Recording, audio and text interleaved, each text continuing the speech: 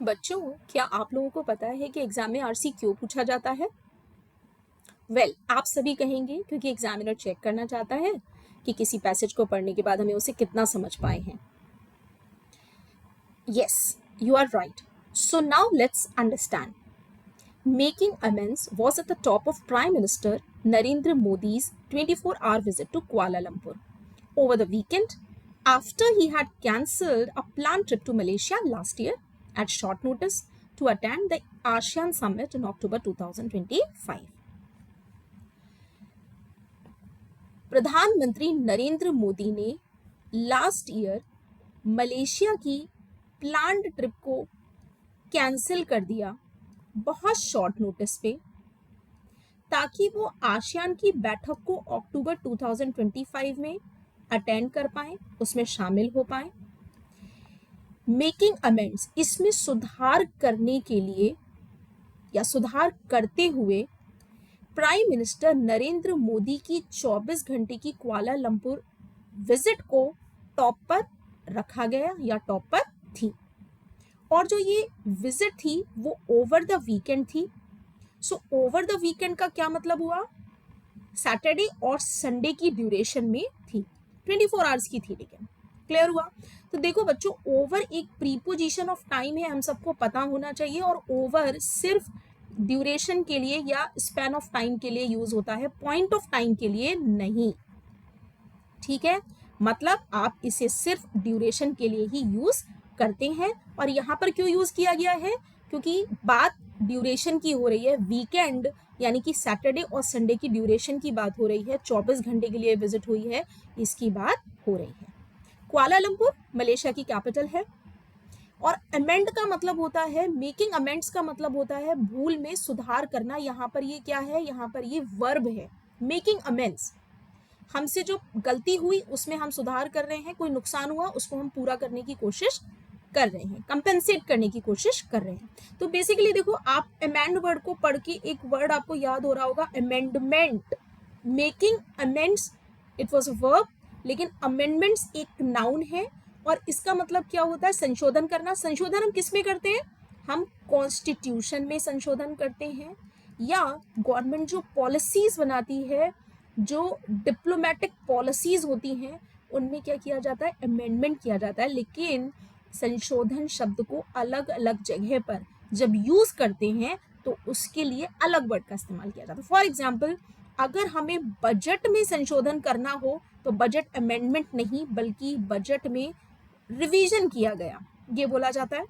इसी तरीके से मान लो कोई इंफॉर्मेशन आई कहीं से, न्यूज़पेपर में छपी, या कोई सर्कुलर रिलीज हुआ, कोई मेमो आया, तो उस इंफॉर्मेशन में अगर कोई सुधार करना है तो क्या वर्ड यूज किया जाएगा? एडेंडम। समझ गए? एडेंडम।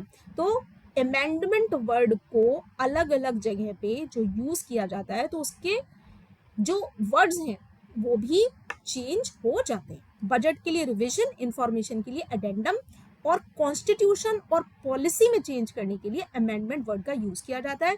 आप देखो, एडेंडम को याद करने का कितना इजी तरीका है। एड, एडेंडम वर्ड जो बना उसमें एड को देखो, आप ऐड करना या डिलीट करना किसी इंफॉर्मेशन को एग्जिस्टिंग इंफॉर्मेशन में से। कुछ ऑलरेडी इंफॉर्मेशन प्रोवाइड थी, उसमें कुछ ऐड कर दिया या उसमें से कुछ डिलीट कर दिया। ठीक है, चलिए आगे बढ़ते हैं।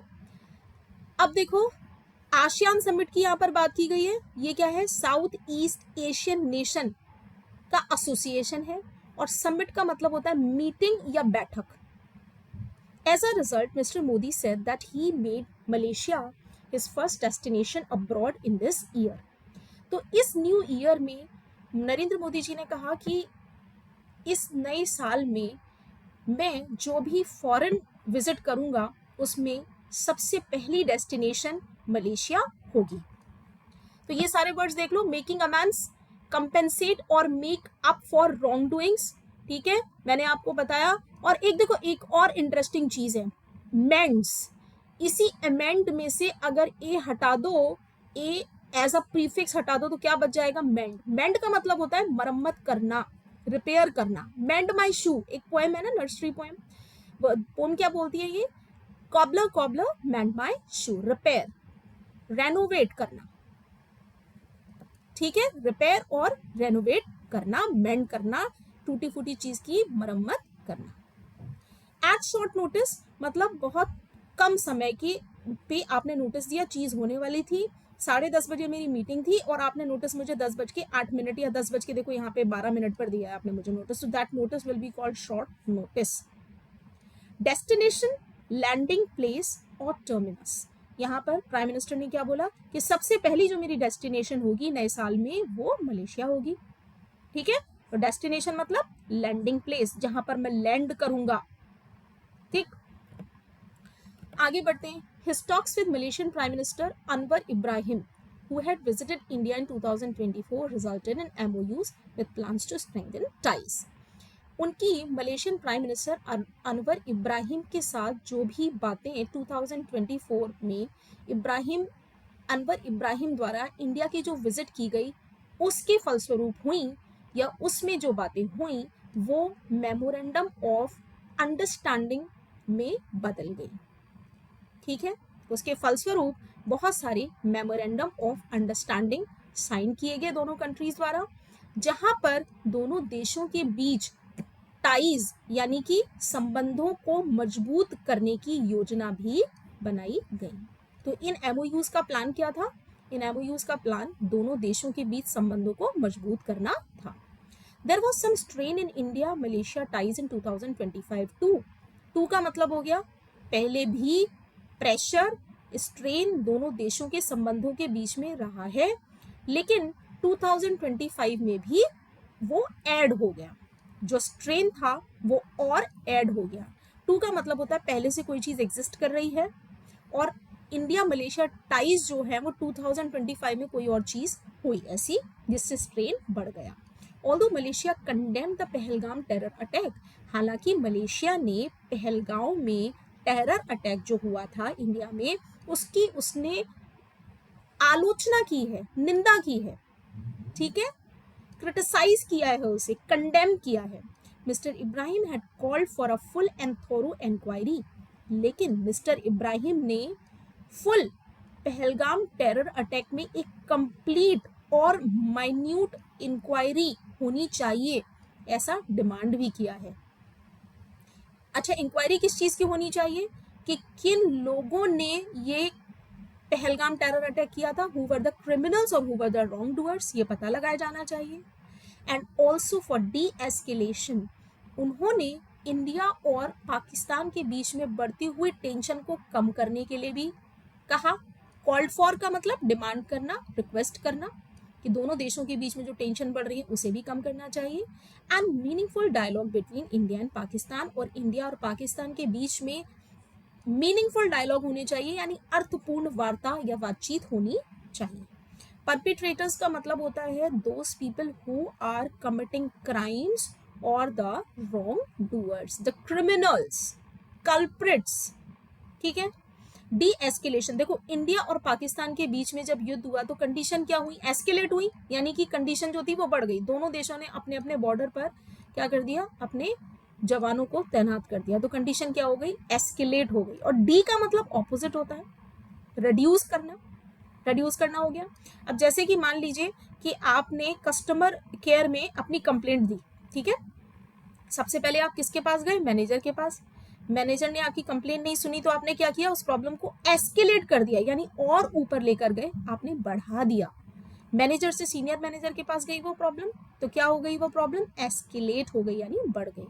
और यहाँ पर क्या हो रहा है, डी एस्केलेशन, ये नाउन है, डी एस्केलेशन हो रहा है मतलब प्रॉब्लम कम हो रही है, रिड्यूस हो रही है, डिफ्लेट हो रही है। इबेट, इबेट का मतलब कम होना, ठीक है। स्ट्रेन का मतलब होता है pressure, tension.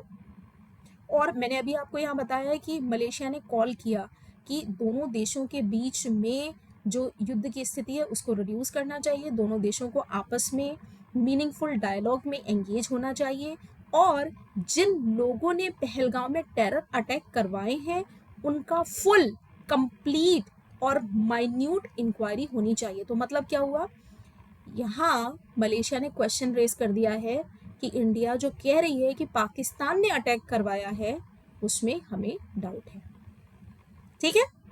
Full and thorough inquiry which ruffled feathers in New Delhi, जिसकी वजह से न्यू दिल्ली में सेंट्रल गवर्नमेंट और the officers of the government they were annoyed. Ruffled feathers एक ईडियम है, और रफल का अगर इंडिविजुअल मीनिंग देखोगे तो इसका मतलब होता है किसी चीज को बेतरतीब कर देना, उल्टा पुल्टा कर देना। तो अगर हम इसका वर्बेटिव मीनिंग भी देखने की कोशिश करें तो एक बर्ड है, उसके पंखों को अगर आप बेतरतीब करोगे तो वो क्या हो जाएगी, अनॉयड हो जाएगी, नाराज हो जाएगी, एंग्री हो जाएगी। ठीक है, तो मीनिंग समझ में आ गया। विच ruffled feathers in New Delhi. Malaysia की स्टेटमेंट जो ये आया कि फुल एंड थॉरो इंक्वायरी आप कराओ परपिट्रेटर्स ऑफ पहलगाम टेरर अटैक, उसकी वजह से इंडिया में जो सेंट्रल गवर्नमेंट और उसके ऑफिसर्स थे उसको नाराज कर दिया। He had even offered his services to mediate if required. उसने यहाँ तक ये भी प्रस्ताव भेजा मलेशिया के प्राइम मिनिस्टर ने कि अगर जरूरत होगी तो वो दो देशों के बीच में यानी इंडिया और पाकिस्तान के बीच में संधि वार्ता भी करवा सकते हैं या संधि समझौता भी करवा सकते हैं, वार्ता नहीं समझौता करा सकते हैं in simple terms. And in October 2025 had hosted Pakistan prime minister Shehbaz Sharif for an official visit, और उन्होंने 2025 अक्टूबर में पाकिस्तान के प्राइम मिनिस्टर शहबाज शरीफ की ऑफिशियल विजिट को होस्ट भी किया, उसके ये मेहमान नवाजी भी इन्होंने की। और ध्यान रखना ऑफिशियल विजिट का मतलब होता है it's not for leisure, it is for कुछ पॉलिसी मेकिंग के लिए ही शहबाज शरीफ पाकिस्तान के प्राइम मिनिस्टर मलेशिया में गए थे। It is therefore significant that mister Modi set aside these concern, इसलिए ये जरूरी है कि मिस्टर मोदी अपनी ये पास्ट में चल रहा है, इट इज देयरफॉर सिग्निफिकेंट, ये जरूरी है कि मिस्टर मोदी अपनी जो कंसर्न्स हैं, चिंताएं हैं, उनको एक तरफ रख दें। सेट असाइड का मतलब एक तरफ रख देना। And that the joint statement said, और ये जॉइंट स्टेटमेंट ने कहा कि इंडिया और मलेशिया टेररिज्म को बिना किसी शक के साफ साफ तौर पर निंदा करती हैं और क्रॉस बॉर्डर टेररिज्म भी उसमें शामिल है। ठीक है, एक जॉइंट स्टेटमेंट दोनों कंट्रीज द्वारा दिया गया जिसमें कहा गया कि दोनों ही देश टेररिज्म की कड़े शब्दों में साफ तौर पर निंदा करते हैं। अनइक्विवोकली का मतलब होता है साफ तौर पर, डायरेक्टली, विदाउट एनी एम्बिग्विटी।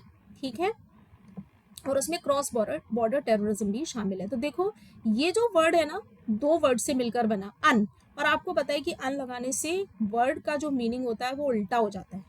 तो एक्विवोकली क्या होता है, एक्विवोकली का मतलब होता है जब स्पीकर जानबूझकर किसी चीज को बहुत वेग टर्म्स में बताए, एब्स्ट्रैक्ट टर्म्स में बताए, मतलब सीधा सीधा नहीं बोल रहा है वो, हाँ, ऑब्लिकली बोल रहा है, घुमा फिरा कर बोल रहा है ना, राउंड अबाउट वे में बोल रहा है, तो उसको हम क्या बोलेंगे, एक्विवोकली। वोकली यानी बोलना, वर्ड्स में लिखना, वर्ड्स से जो चीज रिलेटेड है उसे बोलेंगे वी ओ, और वोकल का मतलब है बोलना। ठीक है, तो एक्विवोकली जो चीज क्लियर कट ना हो, साफ शब्दों में ना कही जाए, और अन का मतलब होता है इसका ऑपोजिट, इसका मतलब साफ शब्दों में टेररिज्म की निंदा करी और उसमें क्रॉस बॉर्डर टेररिज्म भी शामिल था। तो देखो ये वर्ड्स हमें बहुत इजी तरीके से समझ में आ गए होंगे। मैंने बताया था एक बर्ड के पंख को अगर आप बेतरतीब कर दो, उल्टा पुल्टा कर दो, तो बर्ड एंग्री हो जाएगी। हाँ, सो रफल्ड फेदर का मतलब हो गया caused annoyance, anger, right. Mediate का मतलब दो पार्टीज, ये इंडिया और पाकिस्तान दो पार्टीज हो गई, तो इन दोनों को क्या करने की बोल रहा है कि मैं मीडिएट करने के लिए तैयार हूं, मैं दोनों के बीच में सुलह करवाने के लिए तैयार हूं। सेट असाइड का मतलब एक तरफ रख दो, ठीक है, एक तरफ रख दो, फ्रेजल वर्ब है, एक साइड रख दो उसको।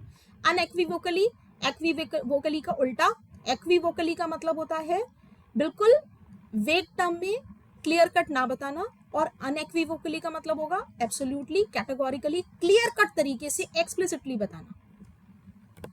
India and Malaysia also discussed counter-terrorism cooperation, intelligence and information sharing, and coordinating positions at the United Nations and the Financial Action Task Force on the issue.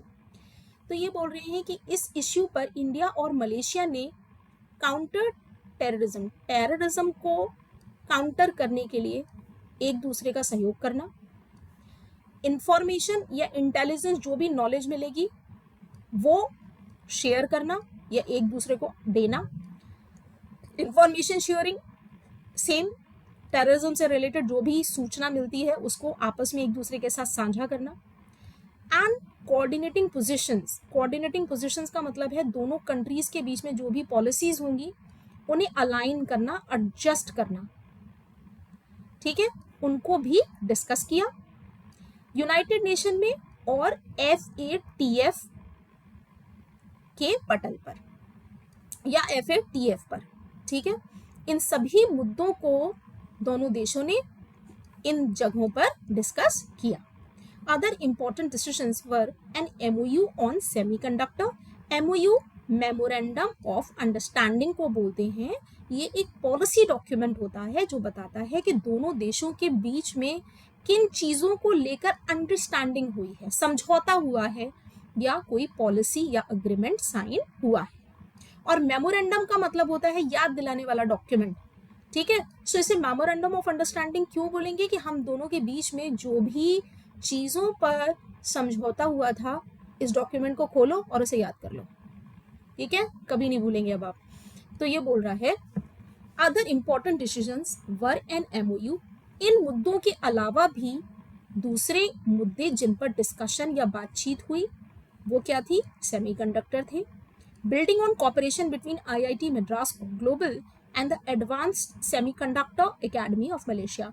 तो इन दो इंस्टीट्यूट्स की बात हो रही है, इंडिया का IIT मद्रास ग्लोबल और Malaysia का advance semiconductor academy.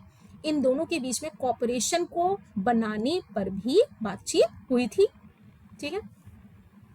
Counter terrorism, देखो टेररिज्म का मतलब होता है, हम सभी को पता है, आतंकवाद। उससे निपटने के लिए जो एक्शंस लिए जाएंगे वो क्या कहलाएंगे, actions related to counter terrorism, to fight back terrorism, ठीक। कोऑर्डिनेटिंग पोजीशंस, मैंने आपको यहाँ पर बताया था, कोऑर्डिनेटिंग पोजीशंस का मतलब यहाँ पर जो इस पर्टिकुलर सेंटेंस में, इस पैसेज में है वो ये है कि दोनों देशों के बीच में टेररिस्ट्स को लेके या टेररिस्टिक एक्टिविटीज़ को लेके जो भी नॉलेज और इंफॉर्मेशन शेयरिंग की जाएगी उसमें पॉलिसीज़ को अलाइन करने की बात की जा रही है, एंड पॉलिसीज़ के अलाइनमेंट की बात हो रही है, तीनों चीज़ों की बात हो रही है, ठीक है।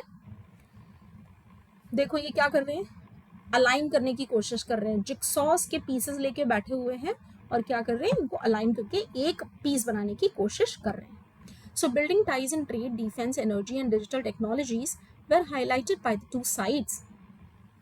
दोनों साइड्स के द्वारा trade, defence, energy and digital technologies को दर्शाया गया, को महत्व दिया गया। हाईलाइटेड का मतलब किसी चीज़ की इम्पोर्टेंस को एक्नॉलेज करके उसको हाईलाइट करना, स्पॉटलाइट करना, एम्फेसाइज करना। That to care not to discuss contentious issues publicly.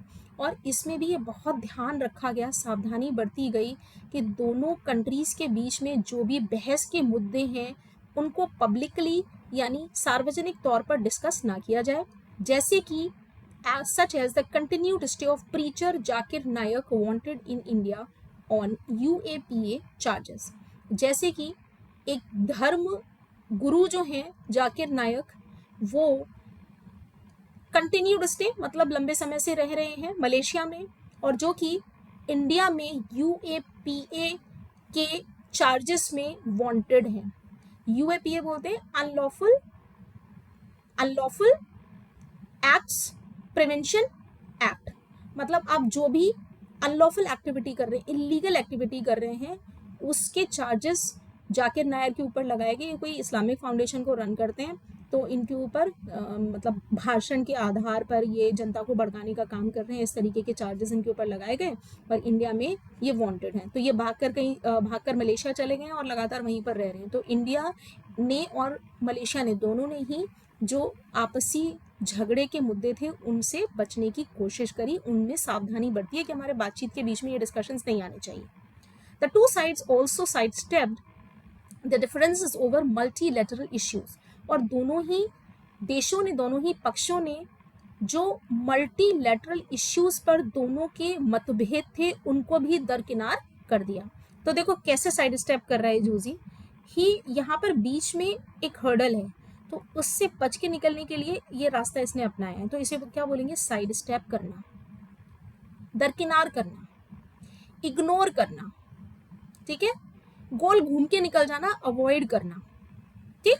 So highlighted हम सबको पता है, किसी चीज को हाईलाइट करना मतलब एम्फेसाइज करना, यहाँ पर है कि दोनों देशों ने इन चीजों को हाईलाइट किया, आपसी समझौता और सहयोग इन चीजों में भी होना चाहिए, एम्फेसाइज किया, call attention to contentious controversial issues होते हैं, डिस्प्यूटेबल होते हैं, जिनमें आपस में दोनों कंट्रीज के बीच में सहमति ना हो, मतभेद हो। साइड स्टेप करना क्या होता है, डॉज कर जाना, कोई प्रॉब्लम दिखाई दे रही है उसे बच के निकल जाओ, इग्नोर कर दो, छोड़ो, एस्केप कर देते हैं क्योंकि प्रॉब्लम हो सकती है, तो इसी को बोलते हैं साइड स्टेप करना। Mr. Modi's decision to skip the ASEAN summit despite accepting the invitation had also dealt a blow to negotiations on reviewing the ASEAN-India trade in goods agreement. India और आसियान दोनों देशों के बीच में agreement में जो negotiations थे उनको review किया जाने वाला था, कोई ऐसी मीटिंग होने वाली थी जिसको मिस्टर मोदी ने डिसाइड किया कि स्किप कर देंगे, ठीक है। हालांकि उन्होंने इस इनविटेशन को आसियान के पहले एक्सेप्ट कर लिया था, लेकिन अब बाद में उन्होंने डिसीजन लिया कि नहीं, इसको स्किप कर देते हैं, उसकी वजह से उन नेगोशिएशंस को रिव्यू किए जाने को धक्का लगा है, हैड ऑल्सो डेल्टा ब्लो, ठीक है, डेल्टा ब्लो, धक्का लगा है, डैमेज पहुंचा है, क्षति हुई है, इंडिया और आसियान के बीच में जो अग्रीमेंट थे उनसे रिलेटेड कुछ नेगोशिएशंस को रिव्यू किया जाने वाला था, उनको मिस्टर मोदी के डिसीजन से धक्का पहुंचा है, वो डैमेज हुए हैं। Critical comments by commerce minister Piyush Goyal about the FTA as badly negotiated and silly and his reference to ASEAN countries as B teams to China is still rankled. इसके अलावा कॉमर्स मिनिस्टर पीयूष गोयल ने FTA यानी free trade agreement को लेके कुछ critical comments किए, negative comments किए।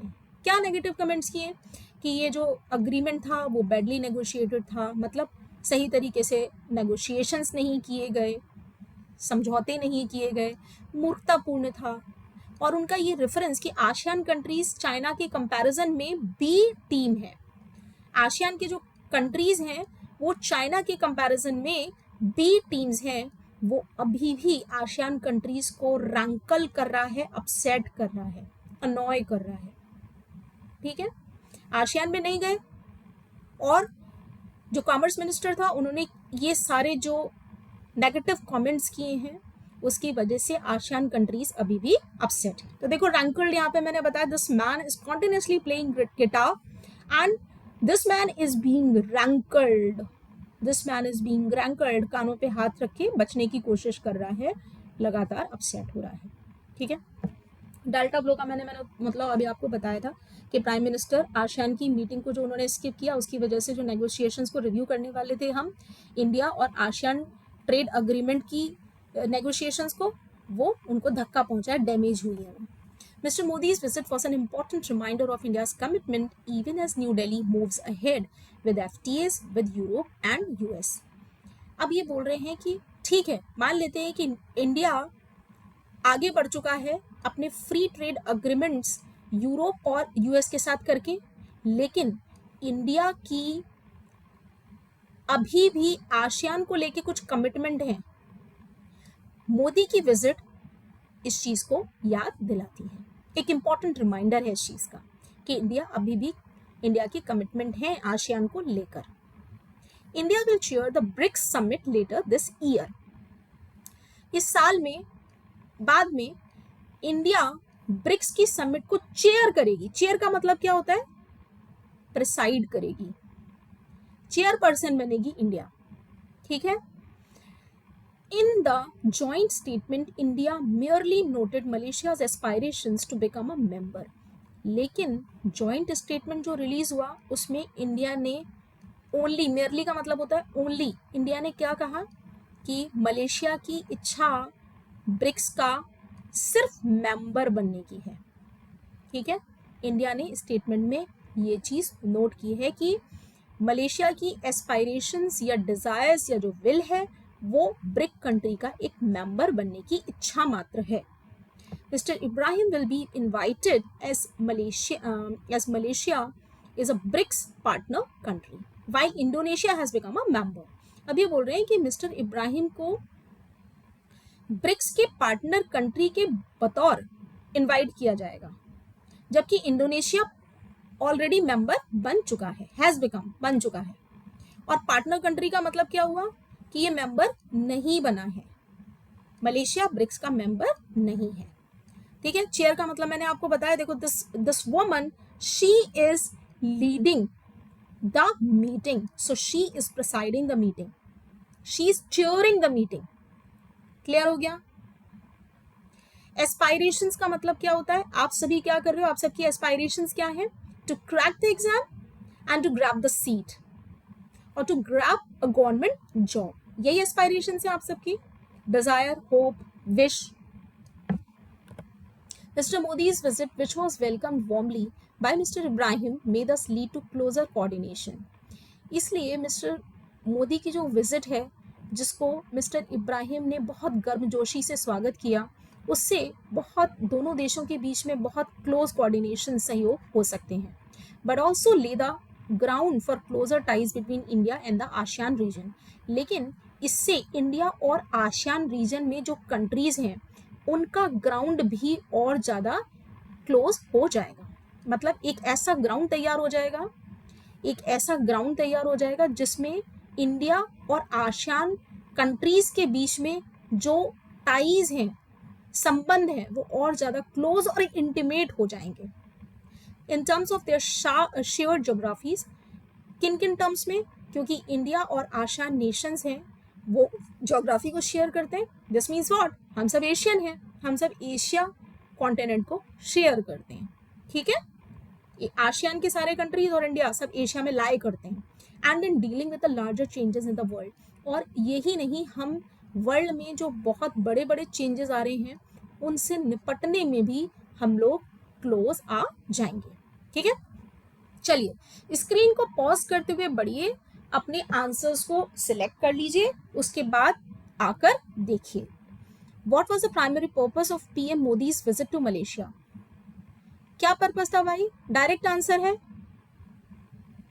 To repair and strengthen bilateral ties, क्योंकि पहले मीटिंग को स्किप कर दिया था, आसियान की समिट में जाना पड़ गया था, लेकिन इस बार अपनी गलती को सुधारना चाहते थे, इसलिए सबसे पहले न्यू ईयर में किस देश को चुना? मलेशिया को चुना। ठीक है, so to repair and strengthen bilateral ties is the answer.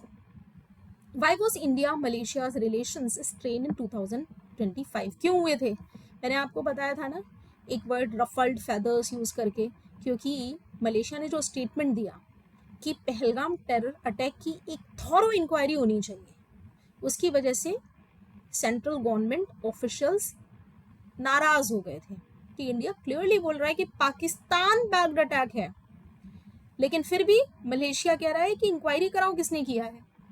So this was the reason India और मलेशिया के रिलेशंस 2025 में खराब हुए थे। ठीक है, so Malaysia called for inquiry and dialogue involving India Pakistan issues. India और पाकिस्तान के बीच में जो मुद्दे रहे हैं, एक तो ये इंक्वायरी की बात हो रही है पहलगाम टेरर अटैक की, उसके बाद ये कह रहा है कि आपस में बैठ के बातचीत कर लो, जबकि इंडिया क्लियर कट क्या कह रहा है कि जब तक ये चीजें नहीं हो जाएंगी तब तक युद्ध नहीं रुकेगा। ठीक है, the phrase ruffled feathers in New Delhi suggest, क्या सजेस्ट करता है? अनोयंस और displeasure among Indian authorities. Direct answer है, बहुत बार डिस्कस कर चुके हैं। Which areas did India and Malaysia agree to cooperate in regarding security? Security के किन मुद्दों पर इंडिया और मलेशिया ने सहयोग करने के लिए अग्रीमेंट जताया है या सहमति जताई है? Cyber gaming and sports, no ways. Counter terrorism and intelligence sharing की बात हो रही है यहाँ पर। ठीक है, कि अगर आपको टेररिस्ट या टेररिज्म से रिलेटेड कोई भी इंफॉर्मेशन मिलती है तो एक दूसरे के साथ उसे शेयर करेंगे।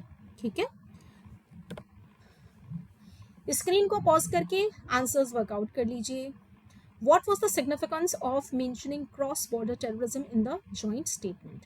जॉइंट स्टेटमेंट में क्रॉस बॉर्डर टेररिज्म की क्या इंपॉर्टेंस है, क्यों मेंशन किया गया है, उसकी क्या इंपॉर्टेंस है? To criticise Asian countries, no ways. To show joint commitment against terrorism, कि दोनों ही कंट्रीज कमिटेड हैं टेररिज्म से फाइट करने के लिए, फाइट बैक करने के लिए। क्लियर है? ट्रेड अग्रीमेंट की कोई बात नहीं हुई है। To invite Malaysia into BRICS immediately, immediately नहीं, ऐसी कोई बात नहीं है। इनफैक्ट मेंबर स्टेटस अभी उसे नहीं मिला है। As a partner Malaysia will be invited, ये लिखा है, विल बी इनवाइटेड। ठीक है। Which sensitive issue did both countries avoid discussing publicly, कौन से सेंसिटिव इशू को दोनों कंट्रीज ने अवॉइड किया था? कि जाकिर नायक जो कि इंडिया के UAPA एक्ट के तहत वांटेड हैं, वो मलेशिया में काफी लंबे समय से रह रहे हैं। इस इश्यू को दोनों कंट्रीज ने पब्लिकली डिस्कस नहीं किया, सावधानी बरती कि नहीं करेंगे। ठीक है, direct answer. What impact did skipping the ASEAN summit have on India, India के ऊपर क्या असर पड़ा? मलेशिया चले गए प्रधानमंत्री, इस बार आसियान के समिट को स्किप कर दिया, क्या असर पड़ा? Negatively affected trade agreement negotiations, trade agreement में कुछ नेगोशिएशंस होने थे, वो इफेक्ट हो गए। कैसे? नेगेटिवली। ठीक है। The tone of the passage can best be described as, कैसी टोन है भाई? ट्रेड अग्रीमेंट में देखो ऑब्वियस सी बात है, एडिटर का कोई लेना देना तो नहीं होता है, लेकिन उसने पॉलिसीज को क्या कहा है, जो पीयूष गोयल ने स्टेटमेंट दिए, क्या क्या वर्ड्स उन्होंने यूज किए, सिली थी, बैडली नेगोशिएटेड थी, आसियान कंट्रीज को उन्होंने बी टीम का दर्जा दिया। फिर प्राइम मिनिस्टर ने बहुत शॉर्ट नोटिस पे, ओपनिंग स्टेटमेंट में बोला गया है कि प्राइम मिनिस्टर ने बहुत शॉर्ट नोटिस पे मलेशिया की ट्रिप को कैंसिल कर दिया और आसियान की मीटिंग में वो चले गए। इन सब के थ्रू उसने क्या किया है? थोड़ा क्रिटिसाइज किया है, लेकिन यहाँ दोनों कंट्री नहीं है, so this is not the answer. Malaysia के बारे में उन्होंने कुछ नेगेटिव नहीं बोला है। ठीक है, तो आप हाईली क्रिटिकल समझना चाहते हो तो ये मत समझो, और हाईली क्रिटिकल भी नहीं है, हाईली नहीं है, डिग्री इसलिए नहीं है क्योंकि मोदी जी ने क्लियरली ये चीज भी बोली है कि भैया आसियान के जो कंट्रीज हैं और इंडिया की ज्योग्राफी, ये सब शेयर्ड ज्योग्राफीज हैं, मतलब हम सभी एशिया पे रहने वाले हैं, तो हमें एक दूसरे को सपोर्ट करना पड़ेगा। तो हाईली क्रिटिकल नहीं है, तो मोदी जी ने अगर आसियान को गए तो वो गलत भी नहीं था। ठीक है, सो न्यूट्रल एंड एनालिटिकल, एनालिटिकल इसलिए क्योंकि एनालिटिकल का मतलब होता है किसी चीज को बारीकी से विश्लेषण करना, समझना, एनालाइज करना, एनालाइज ही किया है यहाँ पर। ठीक है, emotional, no ways, satirical, satire pass करना, no ways, so answer will be neutral and analytical. So thank you and have a nice day. Kindly do like, share and subscribe to my channel. If you are not sharing it with the other students, तो definitely मुझे भी उतना motivation नहीं मिलता है। And friends, मैं आपको कह रही हूँ, आप डिक्शनरी ले लो, अगर आपको वर्ड मीनिंग्स करना है तो फिर किसी की भी क्लास अटेंड करने की क्या जरूरत है, कि वोकैब के लिए तो आपको डिक्शनरी मिल जाती है ना। हमारा पर्पस यहाँ पर आरसी को समझना है। और फ्रेंड्स, जब आप अच्छे तरीके से आरसी को समझने लगते हो तो 50-60 आरसी के बाद एग्जाम में जो आपको आरसी मिलेगा, आपको ऐसा लगेगा ये तो मैं ऑलरेडी सॉल्व कर चुका हूँ, क्योंकि टॉपिक्स लिमिटेड हैं। ठीक है, so with this note, thank you very much, have a nice day.